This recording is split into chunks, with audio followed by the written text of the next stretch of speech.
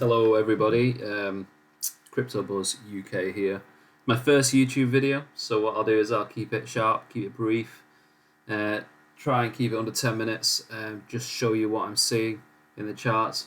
Price wise, Bitcoin's at around $36,000, so far so good. Basically on your screen you can see what are the major multiple bands guided by the 200 daily moving average.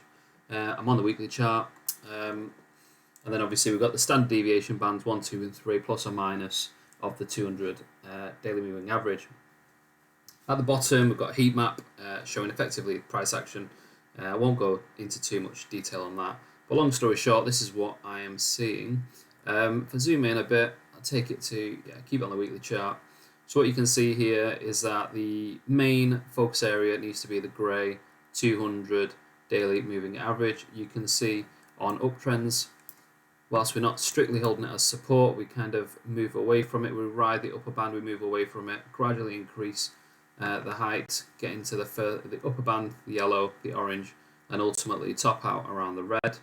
And then eventually we fall back under the grey 200 moving average, find it as resistance again, and then effectively trade sideways, only then to drop to the bottom of the band, the negative standard deviation band, only then to rally back up, try and test the red band to come back down to the blue standard deviation band, all the way back up. We're approaching 2021 now. We hit the red band again, and we're back under the 200 week 200 moving average, only to go back above it, to go below it, to find it as resistance, to go below it. So in my mind, this zone that we're in the last 12 months is pretty much similar to here, where we fell below it. We've got above the 200 moving average, below it again, and then we get above it, and then actually that's really where the bottom is located, at the blue band. Similar here, really, we're below it for a while. We chop around these lower major multiple bands, just like we do in this region, and just like we are doing at the moment. So I don't believe that we'll have a sharp decline, resulting in a sort of your perfect typical capitulation event. I don't think that's going to happen. I don't think we literally in the best part of 3 weeks, 4 weeks, half hour price from 6,000 to 3,000, or 10,000 to close the week on 5, but actually to go lower to just shy of 4,000. I don't think, therefore, we're at 36,000 now. I just can't see the fact that we're just going to halve it within 2-3 weeks. I just don't think it's going to happen. It needs to be a slow bleed. If I was to take sort of a loose approach to what I expect, it'll be pretty much a replication of this on the bottom of the channel. And the target really is the blue major multiple band. Why? Because, well, we've done that in history. Our bottoms, further back in history, below the 200, we find our bottom in the region of the blue major multiple band. And obviously here, we fell below the 200, and obviously this is somewhat deeper. By the way, I think you get the message. In my mind, excuse me, in my mind, I think there is market structure which previously got tested in this zone, which is what confirmed our bottom. Similarly, we had market structure here which confirmed our bottom. I think, therefore, it is likely that we see this zone being where we bottom. I know people are calling for 18,000 to 23,000. I think that's possible.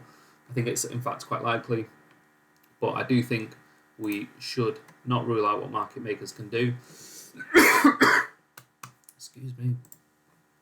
Which is basically play with our minds a bit, effectively retest untested levels of this zone here. So this zone is from 16,000 down to 10,000. 14,000 has never been tested. It's the, if you like, the line of strongest support. There's real market structure here. There's very skinny market structure around the 28k region. I do think we test it in the next few weeks and months. I do think we do have a bounce on 28,000, but I do think we go below it. And if the market makers give what everybody else wants in the region of 20,000. Everyone wants 20,000. Will the market makers give it? They probably will, but they'll also take it away because that's what they do. Potentially, we could test levels in the region of 14,000. That is 14,000 isn't a base case. Base case is actually what the general public or general CT, kind of indicating as the zone of accumulation. But we've seen that the price can slide through the lower Bollinger Band, the lower May multiple band. It's occurred here marginally, clearly, and here, and further back, as we mentioned earlier, actually here as well. So there's good scope for going underneath the blue band. I think it's worth mentioning, as I said, 40,000 base case, but it is a level that's never been tested. It wasn't tested adequately here. It's possible that we test it here. So if I was to map out, really loosely speaking, exactly what my expectations are, let's drop it to the weekly chart. So it's not, so we've got more to work with. In my mind, I don't think it's unreasonable to see something like this. So we do actually test the 28,000 over the next month or two. We have a strong bounce here, and then actually we sell off further. We test it as resistance.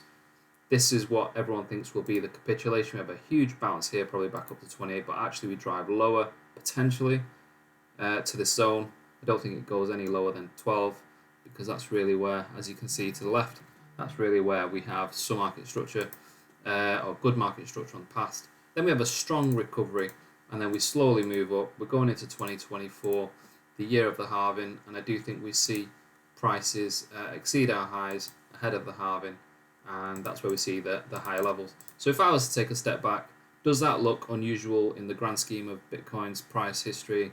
I don't think it does. It's not a perfect replication, it never should be, but actually it would be silly to discard a potential retest of zones, untested zones, which date back to good 4 or 5 years. Obviously 2017, 18, and obviously 2019, and then obviously you can see post the drama of March 2020, some strong accumulation here. But yeah, I thought I'd keep it brief. That's really what I'm seeing. I don't expect this to perfectly play out. It never does. But these 3 zones are accumulation zones, which we should all, I think, get stuck into. But always do what you need to do best for yourself. And secondly, there's no harm in having some cash or some stable coins to one side, so you can further add to your positions at even lower prices. Nobody really gets the bottom, so let's be real about it. Just accumulate where you can. But in my mind, these 3 zones are areas of particular interest for me. Listen, that's my first video. I hope you enjoyed it. As I said, it's pretty standard stuff, nothing revolutionary here, but I thought I'd share what I see. But all the best, guys, and I'm sure I'll see you guys on the next video.